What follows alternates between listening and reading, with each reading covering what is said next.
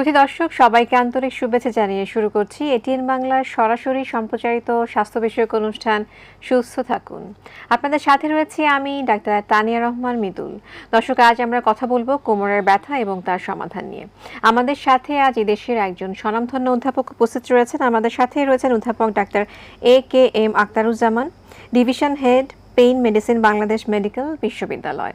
দর্শক, আমাদের এই আলোচনায় আপনারা অংশগ্রহণ করতে পারেন আমাদের স্ক্রিনে দেখানো নাম্বারে ফোন করার মাধ্যমে। অবশ্যই অনুরোধ করব ফোন করার সময় টিভির ভলিউমটি একটু কমিয়ে নেবার জন্য। স্যার, প্রথমে অনুষ্ঠানের পক্ষ থেকে আন্তরিক শুভেচ্ছা, কেমন আছেন? আমি ভালো আছি, ধন্যবাদ আপনাকে এবং ধন্যবাদ এটিএন বাংলার দর্শক শ্রোতাকে। স্যার, আসলে কোমরে ব্যথায় ভুগিনি এমন মানুষ আসলে নেই। আমিও নিজেও কোমরে ব্যথায় ভুগেছি এবং আমরা সবাই কম বেশি আসলে ভুগি। বয়স হয়ে গেলে তো আরও বেশি, এবং এই শীতের সময়টায় মনে হয় ব্যথাটা আরও বেশি বেড়ে গেছে। এর পিছনে কি কোনো কারণ রয়েছে স্যার? দেখুন, কোমরের ব্যথা অথবা ব্যথায় ভোগেনি এরকম মানুষের সংখ্যা কিন্তু অনেক কম। বলা হয় স্ট্যাটিস্টিক্সে একজন মানুষ তার জীবনের কোনো না কোনো সময়ে একজন চিকিৎসকের শরণাপন্ন হন ব্যথা নিয়ে। আপনি যেভাবে বলছিলেন শীতকালটি কেন এই ব্যথাটা বেশি হয়, দেখুন শীতকালটি বিশেষ করে আমাদের এই দেশে আমরা শীতকালে একটি বাইরের অ্যাক্টিভিটি থেকে কমিয়ে ফেলি, ঘরে অনেক বসে বসে থাকি, তো একটু অলস জীবনযাপন করি, এটি একটি কারণ। আমাদের খাদ্যাভ্যাসও কিন্তু একটি কারণ। যেমন ধরুন শীতকালের যে সবজিগুলো আছে, শীতকালের যে ভেজিটেবলগুলো আছে, তার ভিতর অনেক অনেক পরিমাণে যে এটা আমরা ইউরিক অ্যাসিডের যেটা পরিমাণ বেড়ে যায়, এবং বিশেষ করে বিন জাতীয় এই ফুলকপি, বাঁধাকপি অথবা এই জাতীয় যতগুলো সবজি আছে বেড়ে যায়, এবং এটাও একটা কারণ শীতকালে জয়েন্ট পেইন অথবা এই কোমর ব্যথাগুলো অনেক বেড়ে যাওয়ার। স্যার, এবার জানতে চাইবো আসলে কোমরের ব্যথা হওয়ার কারণ মানে কি কি রয়েছে, মেডিকেলের ভাষায় যদি বলেন আমাদের দর্শকদের উদ্দেশ্যে একটু সহজ করে।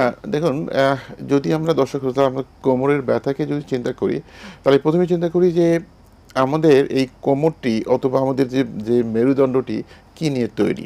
তার ভিতরে যেমন একটি বোনস আছে, বিভিন্ন জয়েন্টগুলো আছে যেটা আমরা বলি ফ্যাসেট জয়েন্ট অথবা ইন্টারভার্টিব্রাল ডিস্ক, আর একটি মাংসপেশিগুলো আছে। তাহলে এই যে 5 বা 7টি যে পেইন জেনারেটর, এটা একটি কারণ যেমন তার ব্যথার জন্য। আরেকটি ব্যথার কারণ যে সে আমাদের অলস জীবনযাপন, ওজন বাড়ানো, অথবা যারা খুব কায়িক পরিশ্রম করেন, আমাদের যারা গ্রামের কৃষক অথবা এনাদের জন্য ব্যথা একটি কারণ। আবার যদি আমি উন্নত বিশ্বের কথা যদি চিন্তা করি, তাহলে দেখবেন তাদের ওবেসিটি একটা বড় কারণ কোমরের ব্যথার জন্য অথবা নি পেইনের জন্য। এই ব্যথার সঙ্গে স্বাস্থ্যের বিষয়টি অনেকভাবে জড়িত এবং তার ওজনটি একটি অনেকভাবে জড়িত। আমরা বিভিন্নভাবে ভাগ করতে পারি। একটি হতে পারে যে আমাদের মতো এই তৃতীয় বিশ্বের অথবা একটি লো ইকোনমিক কান্ট্রি দেশগুলোর জন্য আমরা অনেক বেশি কায়িক পরিশ্রম করি, এদের একটা কারণ। আর উন্নত বিশ্বতে তাদের একটা এই অনেক বেশি ওবেজ, তাদের ব্যথাগুলো অনেক একটা কারণ হতে পারে। স্যার, যদি এবার জানতে চাই যে আসলে ওবেসিটি মানে অতিকায় স্থূলতা আসলে কিভাবে ব্যথাটা তৈরি করে। দেখুন, যে আমরা যখন অনেক বেশি ওজন বেড়ে যায় যে মানুষগুলোর, তাহলে দেখুন যে আমাদের এই ভার্টিব্রেই যেগুলো আছে, যে ভার্টিব্রের ওখানে অনেকগুলো জয়েন্ট আছে। তো একটি যদি চিন্তা করি ইন্টারভার্টিব্রাল ডিস্ক, দুটো ডিস্ককে যদি একখানি চিন্তা করি, তার মাঝখানে একটি সফট জেলাটিনাস টিস্যু একটা ডিস্ক আছে। সেই ডিস্কের উপরে অনেক বেশি প্রেশার পড়ে যায়। যত প্রেশারটা পড়বে, তাহলে এই প্রেশারটা পড়ার জন্য জেলটা বের হয়ে এসে নার্ভের উপর একটা প্রেশার করতে পারে, এইরকম একটি জায়গা। আবার দেখুন যে তার যে জয়েন্ট যেগুলো আছে, আমরা যেভাবে বলছিলাম যে তার ফ্যাসেট জয়েন্ট, এই জয়েন্টগুলো অনেক বেশি প্রেশার পড়ে, তখন এই জন্যই তার ব্যথাগুলো বেড়ে যায় এই ওবেসিটির জন্য। স্যার, এবার জানতে চাইবো যে যখন আসলে কোমরে ব্যথা শুরু হবে তখন আসলে একজন মানুষ কিংবা একজন রোগীর কি করণীয়? দেখুন দর্শক, আমরা এইভাবে চিন্তা করতে পারি, যখনই একজন মানুষের অথবা আপনার কোমর ব্যথাটা শুরু হয়, তখন কিন্তু প্রথমেই আপনি চিন্তা করবেন যে কেন এই ব্যথাটা হচ্ছে, একটু বের করার চেষ্টা করুন। তাহলে ব্যথাকে বের করার, আমরা ব্যথার কারণ সম্পর্কে তো অবশ্যই জানবো। আমাদের সঙ্গে একজন দর্শক রয়েছেন ফোনে, আমরা ফোনটি নিচ্ছি। হ্যালো দর্শক, আসসালামু আলাইকুম। ওয়ালাইকুম সালাম। আসসালামু আলাইকুম। জি, ওয়ালাইকুম সালাম। আপনার পরিচয় দিয়ে প্রশ্নটি বলুন। আমি রূপগঞ্জ থানা থেকে বলছি। জি বলুন, আমরা আপনাকে শুনতে পাচ্ছি, স্যারও আপনাকে শুনতে পাচ্ছি। এই হাতে যে হাতের মধ্যে কিছু সমস্যা, মানে হাতটা লাগাতে পারে না, মানে এটা বুঝতে পারতেছি না। হাত নাড়াতে পারছে না, হাতে ব্যথা করছে। স্যার, কিছু জানার রয়েছে? আপনার ব্যথাটা কি হাতে না ঘাড়ে, যেটা আমরা শোল্ডার বলি? হ্যালো, আসসালামু আলাইকুম স্যার। জি, আসসালামু আলাইকুম। স্যার আমার সমস্যা কি এই যে কোমরের সমস্যাটা তো বলতেছে স্যার, ওইটা তো মনে করো কোমরের তো না, হাতের মাঝে একটা সমস্যা আছে। জি ওই হাতটা লাগাইতে পারি না, হঠাৎ ব্যথা। জি কিসের জন্য তো ব্যথা বলতে পারি না। ডাক্তার দেখাচ্ছি, ডাক্তারে মান্নাই বলতেছি যে আপনার এটা একটা ভাইরাস ঢুকছে, আপনি একটা ইনজেকশন নেন। হাতের কোন জায়গায় ব্যথা? হাতের কোন জায়গায় ব্যথা? এই হাতে ডান সাইডের কুনিটা আছে না, কুনিটার মাঝে ব্যথা। আচ্ছা আচ্ছা, তাহলে দেখবেন যে আপনার ব্যথাগুলো এই কাপড় চেপা অথবা এই যে আমরা ডাল ঘটা যেমন করি না, এইরকম একটা জায়গায় ব্যথাগুলো বেশি হতে পারে। আপনি চেষ্টা করবেন এই হাত ঘুরিয়ে কোনো কাজ না করার জন্য, এবং এবং কাপড় চেপা জাতীয় কাজগুলো একটু অ্যাভয়েড করার চেষ্টা করবেন। আর এই ব্যথার জন্য এখনই কোনো ইনজেকশন দেওয়ার প্রয়োজন নাই। আপনার আগে মুখে খাবার ওষুধগুলো একটু চেষ্টা করুন, সিম্পল প্যারাসিটামল জাতীয় ওষুধ চেষ্টা করুন, এবং অনেক বেশি ওজন ব্যবহার করতে দূরে থাকুন। আমার মনে হয় ভালো থাকবেন। আর এরপরও যদি কোনো কষ্ট হয়, আপনি যেহেতু কাছাকাছি থাকেন, আপনি এই ঢাকা যেটা আমাদের বাংলাদেশ মেডিকেল বিশ্ববিদ্যালয়ের যে পেইন মেডিসিন বিভাগ আছে, সেই বিভাগে চলে আসতে পারেন। ধন্যবাদ স্যারকে। স্যার আমরা কথা বলছিলাম যে যখন ব্যথা শুরু হবে তখন আমরা আসলে কি করব? দেখুন, যখনই এরকম একটা ব্যথা শুরু হয় তখনই আপনি প্রথম হচ্ছে ব্যথার কারণ, যেহেতু আপনি জানছেন যে আপনার ব্যাক পেইন শুরু হয়ে গেল, প্রথম যে কাজটি করা উচিত, যে কাজগুলো করলে ব্যথাটা বাড়ে, বিশেষ করে অলস মুডে ঘরে শুয়ে থেকে, বিছানায় শুয়ে থেকে টিভি দেখা, অনেকক্ষণ ধরে একটু ল্যাপটপ দেখা, অনেকক্ষণ ধরে ফোন কমিয়ে করা, এই জায়গাগুলোকে অ্যাভয়েড করার চেষ্টা করুন। তারপরে সিম্পল কিছু ওষুধ খাওয়ার চেষ্টা করুন। আপনি জানবেন এইরকম একটি ব্যথাটি মোর দেন 50% কিন্তু সিম্পল যে ঘরোয়া যে প্যারাসিটামল অথবা একটু গরম শেক অথবা একটু রেস্ট, এইগুলো ভালো হয়ে যেতে পারে। কিছু ব্যথা আছে যে ব্যথার জন্য আপনি একজন চিকিৎসকের শরণাপন্ন হতে হবে, এবং অবশ্যই একজন চিকিৎসকের শরণাপন্ন ছাড়া কোনো ওষুধ খাওয়া ঠিক না। তাহলে দেখুন, একজন চিকিৎসকের কাছে যখন যাবেন, চিকিৎসক আপনাকে হিস্ট্রি নেবে, এক্সামিনেশন করবে, কিছু ইনভেস্টিগেশন দেবে, একটা ডায়াগনোসিস করবেন, দেন আপনাকে ওষুধপত্র দিবে। ওই জন্যই দর্শক, আপনাকে যখনই কোনো কোমর ব্যথা হোক অথবা যে কোনো ব্যথা হোক, নিজে ওষুধ না খেয়ে অথবা কোনো ফার্মেসি থেকে ওষুধ না খেয়ে একজন চিকিৎসকের শরণাপন্ন হবেন, এবং যে কাজগুলো করলে ব্যথা বাড়ে সেই কাজগুলো করা থেকে বিরত থাকবেন। স্যার খুব সুন্দর বলেছেন। এবার জানতে চাইবো, যখন রোগী আপনাদের কাছে আসে তখন আপনারা তো রোগীকে ইভালুয়েট করেন, তখন স্যার আপনারা কি করেন? দেখুন, যে যখনই এরকম একটি রোগী আসেন ব্যথা নিয়ে, প্রথমেই আমরা যে কাজটি করার চেষ্টা করি, রোগীর সঙ্গে কথা বলি, যেটা আমরা মেডিকেলে যেটাকে আমরা বলি হিস্ট্রি টেকিং। একটি ভালো হিস্ট্রি যদি আমরা নিতে পারি, তাহলে কিন্তু সে ব্যথার কারণের অনেক অংশ আমরা কিন্তু একটা ডায়াগনোসিস জায়গা যেতে পারি। সেকেন্ড স্টেপটি যখন আমরা চিন্তা করি, তখনই আমরা কিছু পরীক্ষা করি। আমাদের ব্যাক পেনের জন্য কিছু পরীক্ষা করতে হয়, পায়ে উঠানো নামানো একটা ব্যাক পরীক্ষা থাকে, পাকে ঘুরিয়ে একটি পরীক্ষা করতে হয়, দাঁড়িয়ে থেকে একটা আমরা পরীক্ষা করি। তাহলে এই পরীক্ষাগুলো একটি করার একটা বিষয় আছে। এরপরে যখন আমরা একটা ছোট্ট, তখন এই যে ব্যথা থেকে, ব্যথার কারণ থেকে এই ব্যথাগুলোকে আরো ন্যারো ডাউন করে আমরা এই ফেললাম। বিষয়ে কথা বলবো, আমাদের সঙ্গে এক দর্শক অপেক্ষা করছেন, আমরা ফোনটি নিচ্ছি। হ্যালো দর্শক, আসসালামু আলাইকুম। ওয়ালাইকুম আসসালাম। জি, আপনার পরিচয় দিয়ে প্রশ্নটি বলুন। আমার সমস্যা হলো বসলে আর উঠতে পারি না, মাজা ব্যথার জন্য দাঁড়াইতে পারি না, তারপর একটু হাঁটতে পারি না, আচ্ছা দাঁড়ায় কোনো কিছু করতে পারি না। আচ্ছা, স্যারের কোনো প্রশ্ন রয়েছে? ধন্যবাদ। আপনার আরো আপনার ওই হাঁটুতে ব্যথা আছে। আপনার বয়সটা বলবেন আমাকে একটু? হ্যাঁ, বয়স কত? বয়স আমার 70 বছর। আচ্ছা, আপনার ওজনটা কেমন এখন? এখন এর আগে আসছিল আপনার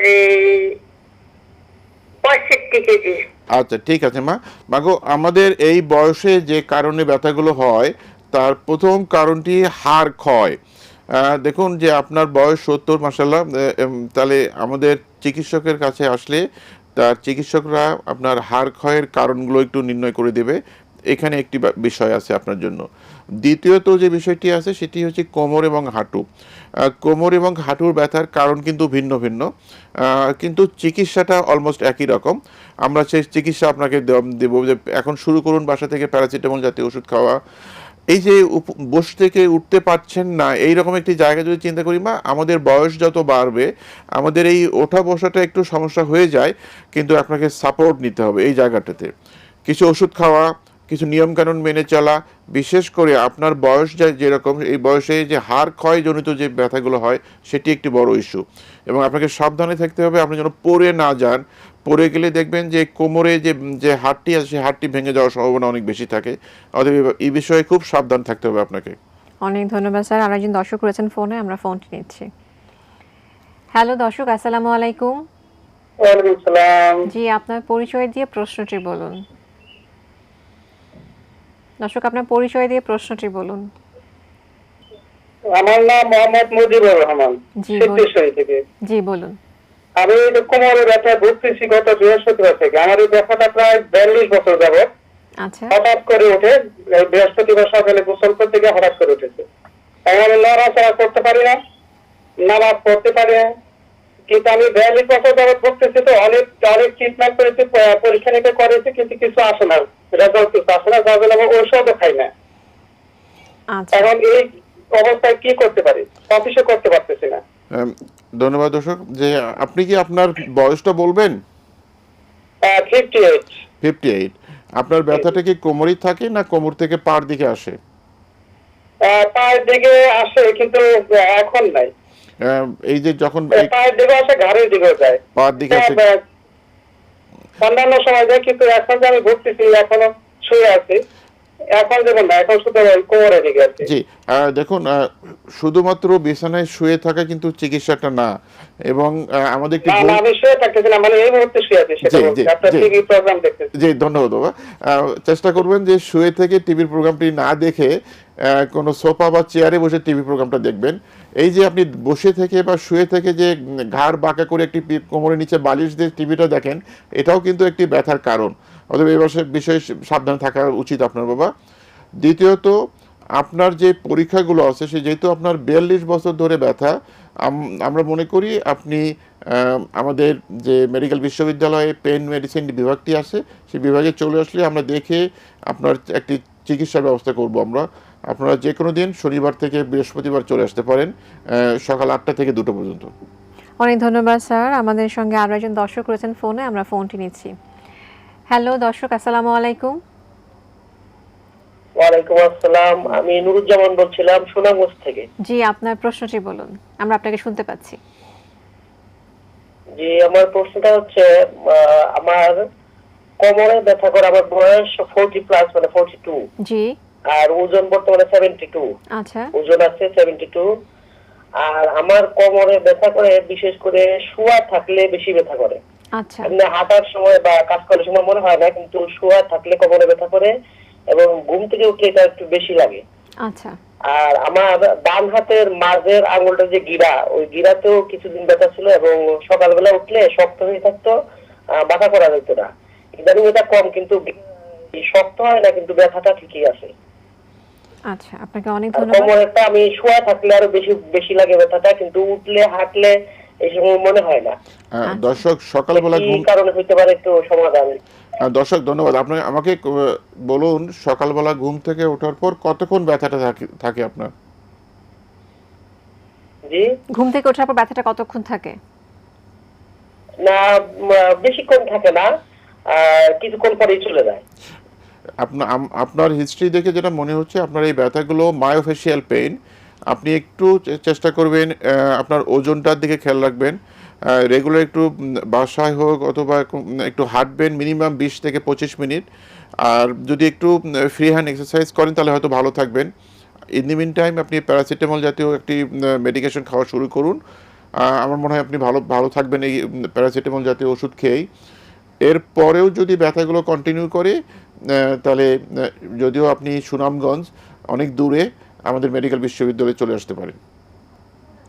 অনেক ধন্যবাদ স্যার। আমাদের সঙ্গে আরও একজন দর্শক রয়েছেন, আমরা স্যার ফোনটি নিচ্ছি। হ্যালো দর্শক, আসসালামু আলাইকুম। দুঃখিত, লাইনটি কেটে গিয়েছে। হ্যালো, আসসালামু আলাইকুম। দর্শক শুনতে পাচ্ছেন? জি, আমার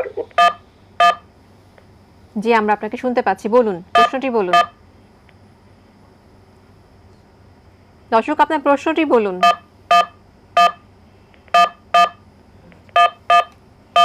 স্যার আমরা কথা বলছিলাম যে পেশেন্ট যখন আপনাদের কাছে আসে আপনারা হিস্ট্রি নেওয়ার পরে এক্সামিনেশন করেন। দেখুন, এক্সামিনেশন করে আমরা একটা ন্যারো ডাউন করে তার আমরা বলি প্রভিশনাল একটা ডায়াগনোসিস ঠিক করে ফেললাম, দেন আমরা কিছু ইনভেস্টিগেশন করার চেষ্টা করি।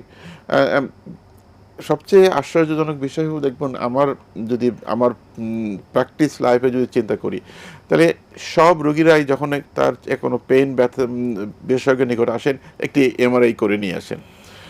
দর্শক, এই জায়গাটি আমাদের একটু চেঞ্জ হওয়া উচিত।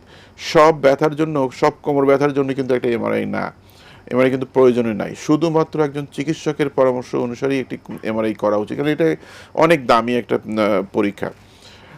যাই হোক, এইরকম একটি এমআরআই করে নিয়ে যদি আমরা দেখি তার ডিস্ক কোনো সমস্যা আছে অথবা নার্ভের উপরে কোনো একটা ওই ডিস্কটি যে একটু বাল্জ করেছে, তখন কিন্তু আমরা চিকিৎসার পদ্ধতি ঠিক করি। চিকিৎসা পদ্ধতি নিয়ে আমরা কথা বলবো স্যার, আমাদের সঙ্গে দর্শক অপেক্ষা করছেন।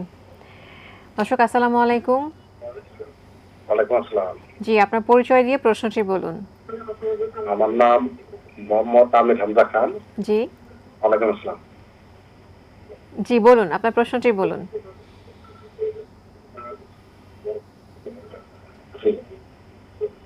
আমি আমার শরীরের প্রত্যেকটা জয়েন্টে ব্যথা।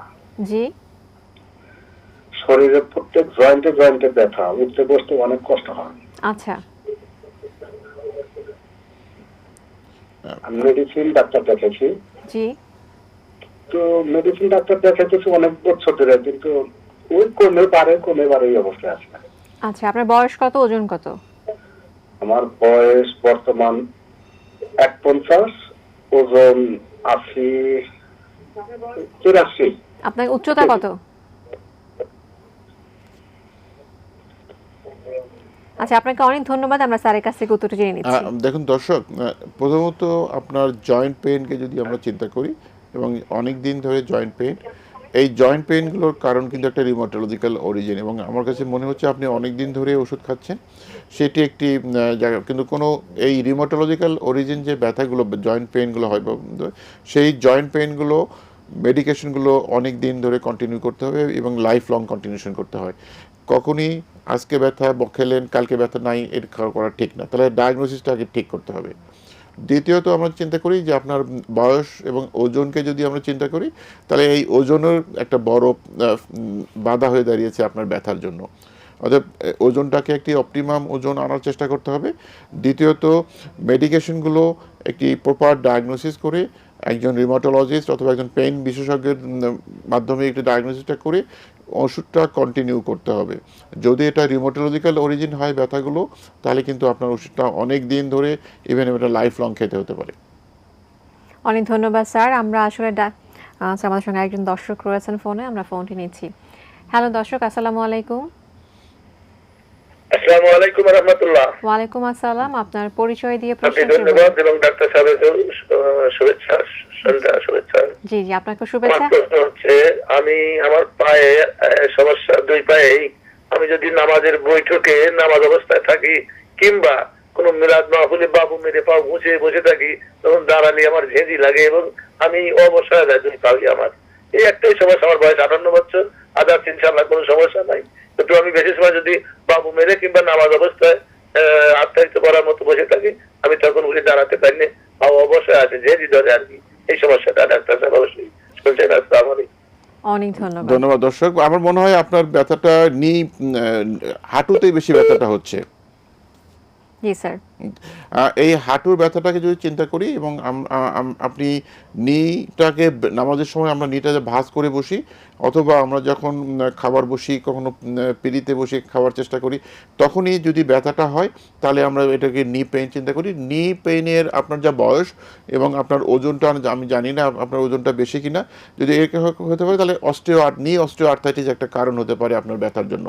অর্থাৎ নি অস্টিওআর্থ্রাইটিস যদি আমরা চিন্তা করি, তাহলে কিছু মেডিকেশন খেতে হবে, প্যারাসিটামল জাতীয় ওষুধগুলো খাবেন, কিছু ভিটামিনসগুলো চলতে হবে, বিশেষ করে ভিটামিন বিটা কন্টিনিউ করবেন, এবং একটি এক্সারসাইজ আমরা বলি যে কর্টিসেপস মাসল, যে এই যে আমরা যে হাঁটুর সামনে যে ব্যথা মাংসপেশিটা আছে, সেই মাংসপেশি একটু ব্যায়াম আপনাকে করতে হবে, এবং এই ব্যায়ামটা করলে আপনি হয়তো অনেক ভালো থাকবেন। অনেক ধন্যবাদ স্যার। আমাদের সঙ্গে আরো একজন দর্শক রয়েছেন ফোনে, আমরা ফোনটি নিচ্ছি। হ্যালো দর্শক, আসসালামু আলাইকুম। আসসালামু আলাইকুম। জি, ওয়ালাইকুম সালাম। আপনার পরিচয় দিয়ে প্রশ্নটি বলুন। হ্যালো, জি, হ্যালো, আমরা আপনাকে শুনতে পাচ্ছি। আপনার প্রশ্নটি বলুন। এটা কোন টিকিটের মতন হচ্ছে? দুঃখিত, আপনার প্রশ্নটি বলুন। যে প্রশ্ন হলো, আমার দাদি বয়স হলো 60 বছর। জি, হ্যাঁ, ওনার উচ্চতা হলো 4 ফুট 5 ইঞ্চি। জি, এখন ওনার কোমরে ব্যথা, মানে ক্যালসিয়াম খাইলে সাময়িক ভালো থাকে, আবার পরবর্তীতে আবার ব্যথা হচ্ছে। ওনাকে পূর্বে ক্যালসিয়াম খাওয়ানো হয়েছিল, কোরালবন ডিএক্স এবং কোরাটেল ডিএক্স, কিন্তু কোনো কাজ হয় না। আচ্ছা, ঠিক আছে স্যার, কিছু জানার রয়েছে? ধন্যবাদ। দেখুন, আপনার চাচির আমার মনে হয় ওনার যে হাইট চিন্তা বললেন একটু হাইট কম। এই সমস্ত মাদের যাদের এখন কি মাদের 50 বছরের পরে ওনাদের হাড়গুলো অনেক বেশি ক্ষয় হতে থাকে, সেটি একটি দেখার বিষয় আছে। আমরা মনে হয় শুধুমাত্র ক্যালসিয়াম খেয়ে ওনার ব্যথাটা যাবে না, এর সঙ্গে ব্যথার কিছু ওষুধ খেতে হবে। যেহেতু ওনার বয়স 60, ওনার প্রেশার অথবা ডায়াবেটিস অথবা তার অন্য কিডনি কোনো রোগ আছে কিনা আমি জানি না। যদি এইরকম কোনো রোগ না থাকে তাহলে প্যারাসিটামল জাতীয় ওষুধটা কন্টিনিউ করেন, এবং এই হাড়ের ক্ষয় রোধ করার জন্য একটি ওষুধ ওনার লাগতে পারে, আর ক্যালসিয়াম এবং ভিটামিন ডিটা কন্টিনিউ করতে পারবেন। অনেক ধন্যবাদ স্যার। আমরা কথা বলছিলাম যে ম্যানেজমেন্টের দিকে আমরা যাচ্ছিলাম যখন ডায়াগনোসিসটা হয়ে গেল। জি, আমরা যখন একটি ডায়াগনোসিস হয়ে যায় তখন আমরা চিন্তা করি যে তার ম্যানেজ কীভাবে করব, এবং এই পেইন ম্যানেজমেন্ট করার জন্য এটা হলিস্টিক পেইন ম্যানেজমেন্ট অ্যাপ্রোচ বলি আমরা। এটা মাল্টি মোডাল অ্যাপ্রোচকে চিন্তা করি। প্রথমেই হচ্ছে নন ফার্মাকোলজিক্যাল অ্যাপ্রোচ। নন ফার্মাকোলজিক্যাল অ্যাপ্রোচ বলতে আমরা যেটা বুঝছি, ওনাকে একটু যদি ব্যথাগুলো কায়িক পরিশ্রমজনিত হয় তাহলে সেই কারণগুলোকে অ্যাভয়েড করা। উনি যদি এই পোস্টারের কোনো সমস্যায় পোস্টারগুলো অ্যাভয়েড করা, ওজনটা একটু কমানোর ব্যবস্থা করা, অর্থাৎ ডায়েটিং এই জাতীয় চলে যাওয়া, তাহলে নন ফার্মাকোলজিক্যাল মেথডগুলো চলে গেল। এরপরে এসে আমরা মুখে খাবার ওষুধগুলোকে চিন্তা করি। মুখে খাবার ওষুধগুলোতে শুরু করতে হবে ওনার তার অন্য কোনো রোগ আছে কিনা, এর সঙ্গে সঙ্গে তার কোনো রেডিয়েশন আছে কিনা, দ্যাট ইজ কোমর থেকে ব্যথাগুলো পার দিকে যায় কিনা। যদি কোনো পার দিকে না যায়, শুধুমাত্র কোমরই ব্যথাটা কনফাইন্ড থাকে, তাহলে শুধুমাত্র পেইন কিলার ইজ সাফিসিয়েন্ট। যেমন প্যারাসিটামল দিয়ে শুরু করা, প্যারাসিটামল ট্রামাডল দিয়ে শুরু করা। এনএসআইডটা বেটার অ্যাভয়েড করা উচিত, কেননা আমাদের দেশে এনএসআইডগুলো অনেক মিস ইউজ হয়ে থাকে। এটা নিয়ে আমাদের চিন্তা করব। এবং আমি আপনার মাধ্যমে বলতে চাই যে অনেক চিকিৎসক অথবা অনেক ফার্মেসি থেকে ওষুধ নেয়, স্টেরয়েড অ্যান্ড এনএসআইড খেয়ে অনেকেরই কিডনি এবং অনেকেরই ডায়াবেটিস অথবা এই নেক এভিএন নিয়ে চলে আসেন। অতএব এই বিষয়টা আমাদের চিন্তা করতে হবে। মেডিকেশন যদি তার ব্যথা যদি আমাদের যে গোল, আমরা এই বিষয়ে কথা বলবো। আমাদের সঙ্গে দর্শক অপেক্ষা করছেন, আমরা ফোনটি নিচ্ছি। হ্যালো দর্শক, আসসালামু আলাইকুম। আসসালামু আলাইকুম। জি, ওয়ালাইকুম সালাম। আপনার প্রশ্ন? আমি মোহাম্মদ হাবিবুর রহমান, টাঙ্গাইল বপুর, বয়স 55, ওজন 5 ফুট 1.5 ইঞ্চি। জি, বলুন। ব্যথা সমস্ত শরীরে চলাফেরা করে। জি, এর আগে আমার মাথা বাঁকা হয়ে গেছিল। জি, আমি ওই বিশেষজ্ঞ ডাক্তারের ওষুধ খাইছিলাম, জি, কিন্তু ফিরা ছাড়া বসলে আর দাঁড়ায় থাকলে এমন বিষ হয় যে মনে হয় যে তাড়াতাড়ি ওই বইয়া পড়ি। আচ্ছা, কিন্তু ফিরা ছাড়া এবং দাঁড়ায় থাকলে আমি চলাফেরা করতে পারি না, হাঁটতে পারি না। আচ্ছা, এখন মিক ফাইভ এবং আমার এই খাবার যে ক্যালসিয়াম চলবে এই কথা লেখছে, আর স্যারের পরামর্শ চাই। অনেক ধন্যবাদ আপনাকে। ধন্যবাদ। দর্শক, আমার মনে হয় আপনার যে ব্যথাটা, এই ব্যথাটা আমরা বলি যে আপনার যে যে সিমটমগুলো বললেন, আপনার যে কষ্টগুলো বললেন, সেই কষ্টতে মনে হচ্ছে যে ডিস্কটা বের হয়ে আপনার নার্ভের, এই যে কোমরের যে নার্ভগুলো থাকে সেই নার্ভে একটা চাপ দিচ্ছে, আমরা যেটা বলি রেডিকুলোপ্যাথি এবং ক্যানাল স্টেনোসিস। এইরকম একটি জায়গায় যদি চিন্তা করি, কিছু মুখে খাবার ওষুধ, কিন্তু মুখে খাবার ওষুধ খেয়েও হয়তো আপনার এই কমপ্লিটলি ব্যথাগুলো নিরাময় হবে না। সেক্ষেত্রে আমরা একটা ইন্টারভেনশন পেইন ম্যানেজমেন্ট চিন্তা করি, এবং ইন্টারভেনশনগুলো করলে আপনি হয়তো অনেকটা ভালো থাকবেন। স্যার অনেক ধন্যবাদ। স্যার আমরা কথা বলছিলাম যে ম্যানেজমেন্ট ইন্টারভেনশন কি কি করেন জি, আপনারা? এখন দেখুন যে আমরা যদি চিন্তা করি, আপনাকে আগে বলেছিলাম যে আমরা পেইন জেনারেটর যেগুলো আছে, এই যে যেমন বললাম যে ডিস্ক প্রোলাপস হয়ে যদি তার নার্ভ যে আছে এখানে যে নার্ভগুলো বের হয়ে যাচ্ছে, যেটা সায়াটিক নার্ভ যেটা বলি, সায়াটিকা যেটা বলি, সেই নার্ভের উপরে যখন প্রেশার হয়, যে কোনোভাবেই হোক ওই প্রেশারটাকে কমিয়ে দিতে হবে অথবা ওই প্রেশারটাকে রিলিভ করে দিতে হবে। এটি হচ্ছে চিকিৎসার মূল মন্ত্র। তাহলে সেক্ষেত্রে আমরা কি করতে পারি, একটি এপিডুরাল হতে পারে, অথবা একটা নার্ভ রুট ব্লক হয়ে যেতে পারে। এবং এই নার্ভ রুট ব্লক অথবা এপিডুরালে করে দেখবেন যে মোর দ্যান 60-70 এবং 80% ব্যথাগুলো কমে যায়, এটি একটি জায়গা। দেন আমরা কিন্তু তাকে একটা লাইফস্টাইল মডিফিকেশন, একটু এক্সারসাইজ করার দিকে চেষ্টা করি, এরকম একটি জায়গা আছে। কিন্তু আবার যখন কারো যদি ফ্যাসেট জয়েন্ট, আমরা ছোটো ছোটো যে জয়েন্টগুলো থাকে সেই জয়েন্টে যদি চিন্তা করি, সেই ফ্যাসেট জয়েন্টের একটি আমরা ফ্যাসেট জয়েন্ট ব্লক দিয়ে থাকি, অথবা যে নার্ভটি ওই ফ্যাসেট জয়েন্টের সাপ্লাই দেয় সেই নার্ভটাকে বন্ধ করে দিই, আমরা বলি মিডিয়াল ব্রাঞ্চ রেডিও ফ্রিকোয়েন্সি অ্যাবলেশনস। এটি একটি উন্নত প্রযুক্তি, একটু এক্সপেন্সিভ প্রযুক্তি, আমরা এটা এরকম একটি জায়গায় করে ফেলতে পারি। অর্থাৎ যখনই কোনো কোমর ব্যথা হলো, মুখে খাবার ওষুধ, দেন আমাদের ইন্টারভেনশন ইজ এ চয়েস। যে কোনো সার্জারিতে যাবার আগে অবশ্যই এই ইন্টারভেনশনগুলো করে নেওয়া উচিত। আপনাকে মনে রাখতে হবে যে যখন ব্যথাগুলো হয় 50% to 80% ব্যথা কিন্তু এমনি সিম্পল প্যারাসিটামল অথবা লাইফস্টাইল মডিফিকেশন ভালো হতে পারে।